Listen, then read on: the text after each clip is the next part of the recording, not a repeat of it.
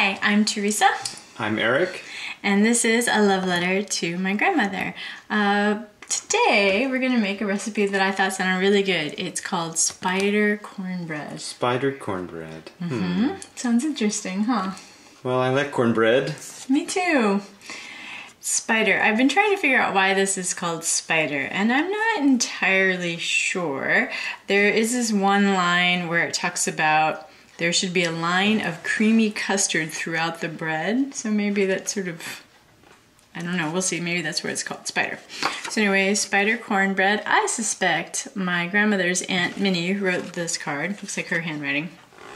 And the first thing we need to do is beat an egg. So here is a bowl, here is an egg, and here is a fork. Here's the beater. I will let you beat that egg. Or maybe I'll beat it while you throw it. Although you are better at beating eggs than I am. There you go. Do you think that's... It's not too hard to beat the egg. Okay. Do you think that's sufficiently beaten? Okay, now, this is a little bit strange. So we have a mixture of milk and water, and it's not clear how much is supposed to be milk and how much is supposed to be water. It says 1 3/4 cup of milk and water. And you know, maybe you think that's an or, but it's very clear it's an and when you read later in the thing. And it says we are only to add 1 cup of the milk water mixture now. So I'm gonna try to just add 1 cup. Is that 1 3/4? Yeah, it was 1 3/4, so I need to stop at 3/4. That looks like 3/4. No, maybe a little bit. Okay, so there's your 1 cup. So we need to mix that in. Do you want a spoon for that? No, I don't use spoons for this. All right. All right, now I'm supposed to stir in the sugar. It's 2 tablespoons of sugar, 1 cup of cornmeal, 1/3 cup of flour, a teaspoon of salt, and 2 tablespoons of baking powder. Now I've already mixed the baking powder, salt, and flour together, but it said sugar first, so we'll do the sugar first. Corn flour, it's a nice pretty yellow corn flour, and then the flour, or cornmeal, sorry, not corn flour, and then the rest. So we have a flour, baking powder. And while you mix those together, I will do the next step, which is to melt a tablespoon of butter in a frying pan.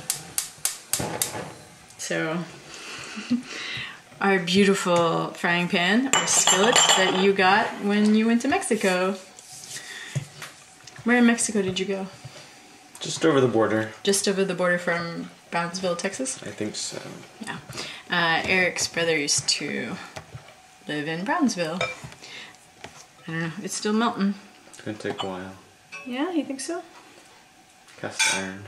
Cast iron. I'm not sure why we are doing this in a frying pan. We're doing it in the frying. You and I are doing it in the frying pan because that's what the recipe said. I don't know if in the future I would do it in the frying pan because all we do, so it says, so mix everything that we just did together, turn into frying pan in which shortening butter has been melted. And then after we put that into the melted butter frying pan, we then pour the remainder of the milk water, but we do not stir. And then we bake for 25 minutes in a hot oven. So I'm not sure why it has to be a frying pan, right? A little mysterious. All right, I think that butter is nicely mixed. Do you want to turn it into the pan?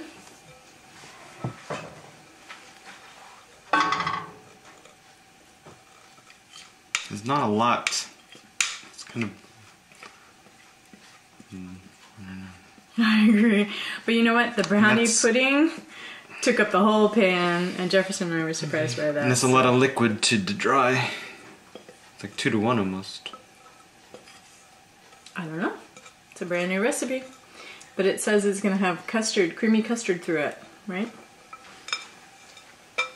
Okay.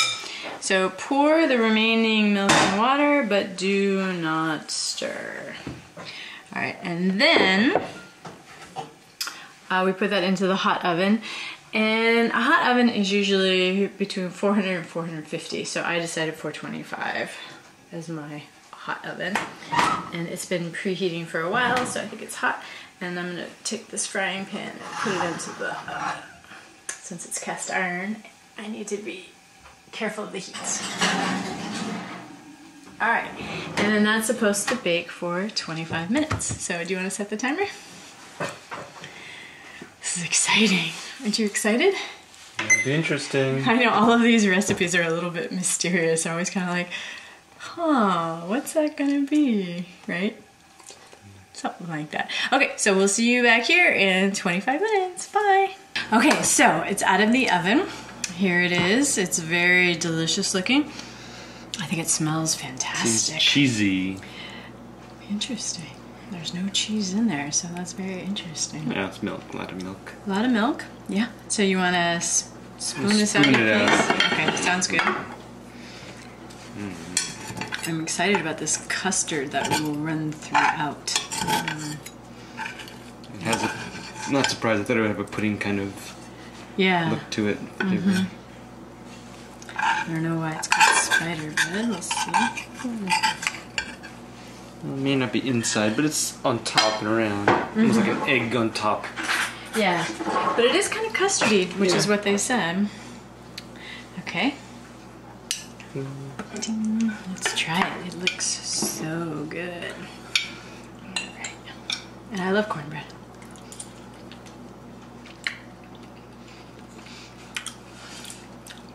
Pretty good. Interesting.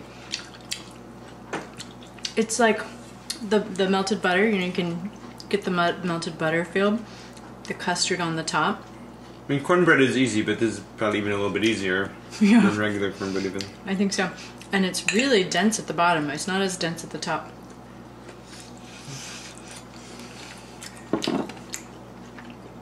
I like it. Good. Good job. Good job. I would say success. Alright, well that's all for us here at A Love Letter to My Grandmother, and we'll see you next time. Bye! Bye.